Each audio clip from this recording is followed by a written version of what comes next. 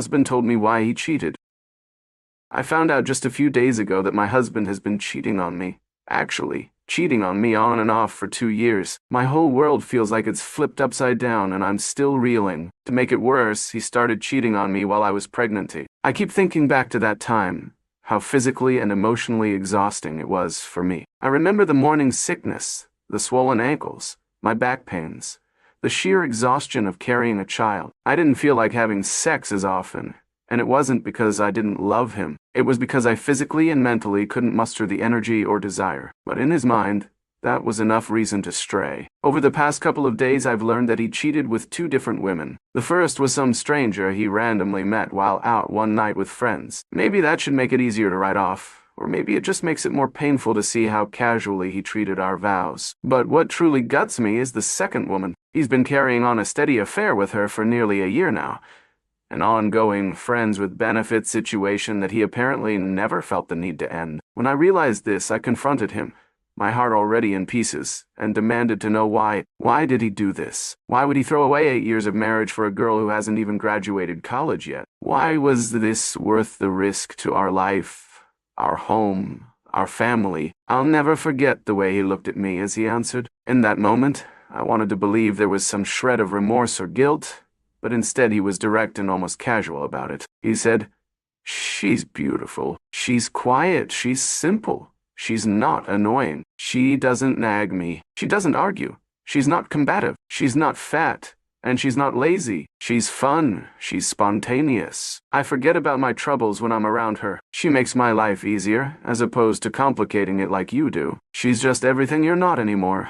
But you used to be. She's a younger version of you. She reminded me of you 15 years ago." Hearing those words felt like a punch to the stomach. I stood there, stunned, trying to figure out which part to process first up. Is it the fact that he finds me nagging and combative? Is it that he implied I'm fat or lazy now? Is it the heartbreak of knowing he replaced me with a younger model he finds less complicated? Or is it the shock that he's unrepentant and actually spelled it all out so plainly? Each sentence was another knife twisted deeper. In the grand scheme, finding out about his affairs was already enough to break me.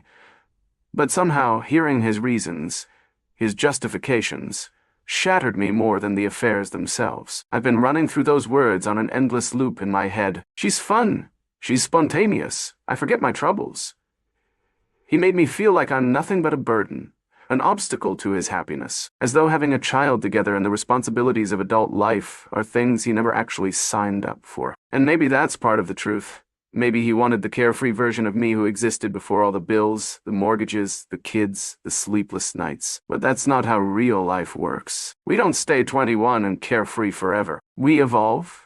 We face challenges. And yes, sometimes we argue because we have real decisions to make that affect our children's futures. I think back to the earliest years of our relationship, back when we were dating, then newly married. He's not entirely wrong. I was more carefree then. We traveled spontaneously.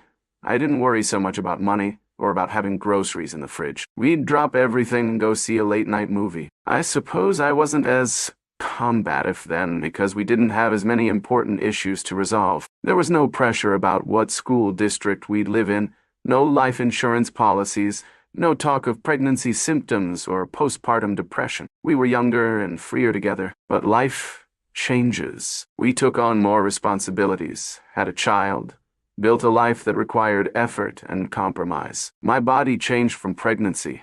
I gained weight, dealt with postpartum exhaustion, and even battled moments of depression. It's true I can't be spontaneous the way I used to be, because someone needs to make sure our child is cared for, that dinners are prepared, that basic household tasks are handled. Maybe I nag him, but only because if I don't, everything falls on me, and that's not fair. So yes, maybe I've lost some of that carefree spirit, but only because I'm carrying so much weight. To hear him dismiss all that as me being fat, lazy, or annoying shatters my sense of worth. I wonder if he ever really appreciated the sacrifices I made for our family. Did he notice how tired I was?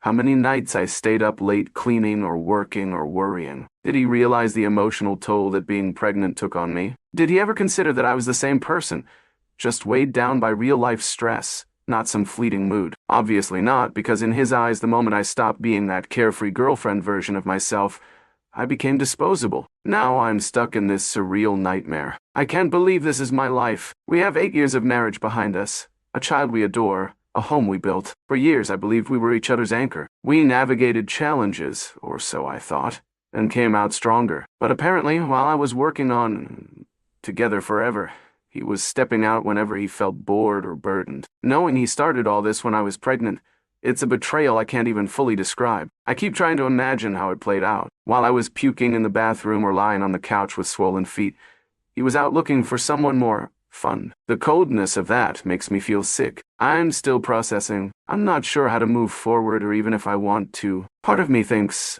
this is it. There's no fixing this. He values me so little. Another part of me is terrified.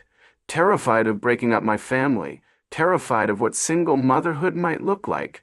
Terrified that maybe I'm not strong enough to do this on my own. I oscillate between fury, sadness, self-loathing, and a twisted sense of hope that maybe he'll realize the extent of the damage he's done and change. But can someone who says such things about me ever truly love me again? His words keep echoing. She's a younger version of you. She reminded me of you 15 years ago. The implication is that I'm an expired product, replaced by a fresh new model. I can't even put into words how dehumanizing that feels. It's like all my growth, my depth, my experiences, my devotion to him and our child. None of it matters. He just wants an easy, simple fling that makes him forget real life. I'm not sure what tomorrow holds. Maybe I'll confront him again, push him to understand the gravity of his betrayal. Maybe I'll confide in a therapist or close friend because I can't carry this burden alone. Maybe I'll decide enough is enough and walk away from him. Or maybe I'll stay, though I can't imagine how we would rebuild trust after this. Right now, I'm in limbo, trying not to drown in the tidal wave of conflicting emotions. What I do know is that the blame isn't on me for existing, for being a mother, for being exhausted by real-life responsibilities. He's the one who broke our vows. He's the one who used my natural changes and evolving responsibilities as an excuse. That knowledge, at least, reminds me that I'm not worthless. The problem isn't that I became a complicated adult. It's that he never wanted to adapt to the realities of marriage and parenthood. He wanted me to remain frozen in time as that carefree young girl. Life doesn't work that way. So here I am, left with shards of broken trust, replaying his words over and over, wondering if the pain will ever subside. I wish I could fast forward to a future where this heartbreak is a distant memory. For now, I'm just taking it day by day, trying to remember that his hurtful words reflect more about his immaturity than my value as a wife, a mother, or a woman. I hope someday I'll heal enough to believe that, or what, Shri,